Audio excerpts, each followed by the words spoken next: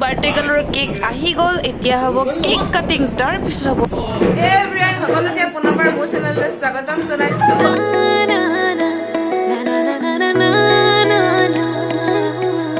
আৰু এতিয়া মই আছো ৰাজলক্ষ্মীহঁতৰ ঘৰত আজি হৈছে Rajlakshmi birthday happy birthday to you thank you so' much আৰু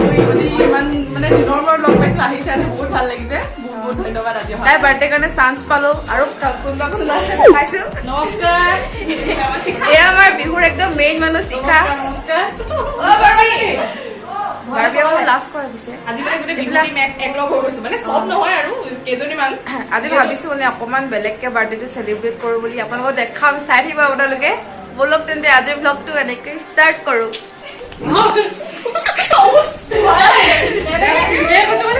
আইতা আজি ৰাজলক্ষ্মী বাৰ্থডে ন কিবা এটা কৈ দিয়ক এই মনোজ ষ্টিলটোতে আহিলে ন আপোনাক অশান্তি কৰিবলৈ আপদ এটা অশান্তি কৰো নেকি দেউ তাৰ কাৰণে পুলিচ আহি গৈছে আজি গম পাই নাই এজনী জিংকি আৰু এজনী চিখা মিংকি হ'ব তো এয়া আমাৰ ৰাজলক্ষ্মীৰ কেক আহি গ'ল এতিয়া হ'ব তাৰ কেক কাটিং আৰু তাৰ পিছত আমি সকলোৱে মিলি এপাক বিহু মাৰিব লাগিব কাৰণ আমি চব হৈছোঁ বিহু গোৱা মানুহ চব আজি একেলগে লগ খাই গৈছোঁ তো বিহু এপাক নমৰাকৈ থাকিলে বেয়া হ'ব কথাটো ব'লক তেন্তে প্ৰথমতে কেকটো কাটি লওঁ